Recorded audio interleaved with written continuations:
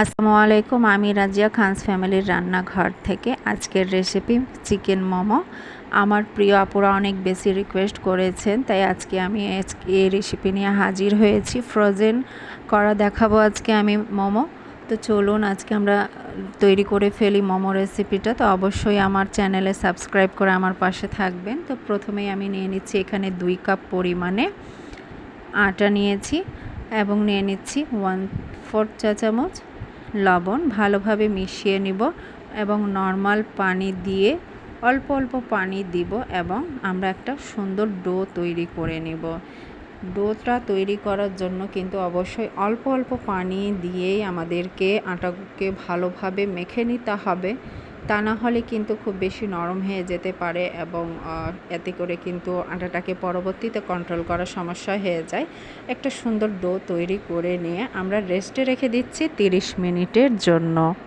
Chilli তৈরি করে নিয়ে এই ফাঁকে তো চিলি অয়েল তৈরি করার জন্য আমি একটি পাত্র নিয়ে নিলাম। 2 টেবিল চামচ নিয়ে নিলাম চিলি ফ্লেক্স, 1 চা চামচ নুন নিয়ে নিয়েছি, এখানে মরিচ গুঁড়ো নিয়ে নিয়েছি 1 চা চামচ এবং দিয়ে দিচ্ছি সাদা তিল নিয়ে নিয়েছি এখানে আমি 1/2 চা চামচ পরিমাণে। তার সাথে দিয়ে দিচ্ছি আমি কুচি করা রসুন কুচি করা দিয়ে এখানে আমি গরম তেল ব্যবহার করব। তো সরিষার তেলকে আমি খুব ভালোভাবে কিন্তু ফুটিয়ে নিয়েছি। সে ফুটন্ত তেল এই বাসনের মধ্যে আমি দিয়ে দিচ্ছি। তৈরি হয়ে যাবে আমাদের চিলি অয়েল খুব সুন্দরভাবে এবং এখানে রসুনের ঘ্রাণটাও খুব বেশি সুন্দর লাগবে, যেহেতু গরম তেলে কিন্তু রসুনটা প্রায় অনেকটাই ভাজা হয়ে আসবে, কাঁচা গন্ধটা চলে যাবে এবং খুব সুন্দর লাগবে।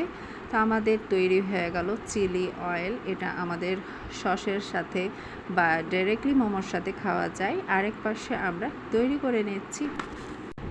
তো চিকেন কিমা নিয়ে নিলাম। এখানে চিকেনকে আমি খুব ভালোভাবে কিমা করে নিয়েছি। আপনারা ব্লেন্ডারে করে নিতে পারেন অথবা হাত দিয়েও কিন্তু অনেক সুন্দরভাবে কিমাটা করে নেওয়া যায়। চাকুর সাহায্যে চপ করে নিলেই কিন্তু খুব সুন্দর একটা কিমা হয়ে যায়। দিয়ে দিচ্ছে পেঁয়াজ কুচি, কাঁচামরিচ কুচি, খুব সুন্দরভাবে কিন্তু কুচি কুচি করে নিতে হবে। যত সুন্দর কুচি হবে তত সুন্দরই কিন্তু গার্নিশ বা ম্যারিনেশন করতে ভালো হবে এবং আমাদের মোমোটাও তত বেশি সুন্দর হবে মেখে নেওয়ার পর।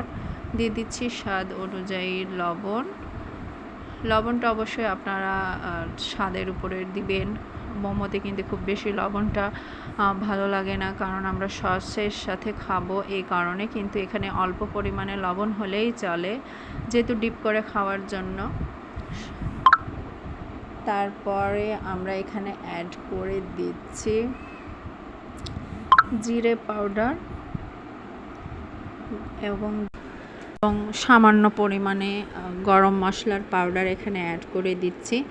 ভালোভাবে কিন্তু হাত দিয়ে মেখে নিতে হবে এবং আদা ও রসুন বাটা দিয়ে দিচ্ছি 1 টেবিল চামচ পরিমাণে। এখানে খুব বেশি আদা ও রসুনের বাটার প্রয়োজন নেই, অল্প পরিমাণে হলেই কিন্তু হয়ে যায়। যেহেতু স্টিম করা হয়, খুব ভালো একটা টেস্ট আসে আমাদের মোমোতে। চিলি ফ্লেক্স ব্যবহার করছি। চিলি ফ্লেক্সটাও আপনারা ঝালের উপরে ডিপেন্ড করেই দিবেন। অনেকে কম অথবা বেশি ঝাল খেতে পছন্দ করেন, বাড়িয়ে কমিয়ে নিতে পারেন।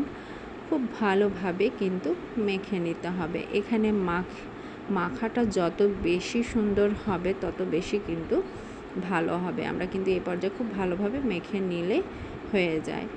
আরেক পাশে কিন্তু রেস্টে রাখা ডোটাকে আমি এখানে ছোট্ট ছোট্ট করে রুটি আকারে বেলে নিয়েছি এবং পুরুত্বটা দেখিয়ে দিলাম। নিয়ে নিচ্ছি এখানে 1 টেবিল চামচ পরিমাণে মেখে নেওয়া মোমোর পুর এবং ভালোভাবে মোমোটাকে আমরা এখানে ডিজাইন দিয়ে দিব। আপনার পছন্দের ডিজাইনটাই আপনি দিয়ে দিতে পারেন, তবে মোমোর ডিজাইন এই টাইপেরই একটু বেশি ভালো লাগে। তো খুব সুন্দরভাবে কিন্তু মোমোর শেপ দিয়ে দিয়েছি এবং খুব ভালো লাগছে মোমোটা দেখতে, অনেক বেশি সুন্দর হয়েছে। মোমোগুলোকে একে একে কিন্তু দিয়ে দেব। তার ফাঁকেই কিন্তু একটা গিফটের চাবির রিং দেখে নিলাম।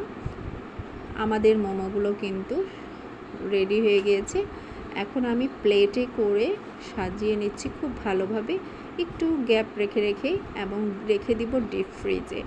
ডিপ ফ্রিজে রেখে দেওয়ার পর যে পর্যায়ে জমে আসবে, তারপর বের করে নিয়ে সেগুলোকে আমরা একটা বক্সে করে ফ্রোজেন করে রেখে দিতে পারি। ফ্রোজেন কর্ম কিন্তু অনেক দিন থাকে, যখন আপনার প্রয়োজন বের করে সসের সাথে সার্ভ করতে করে নিজের পরিবারের সাথে উপভোগ করতে পারবেন।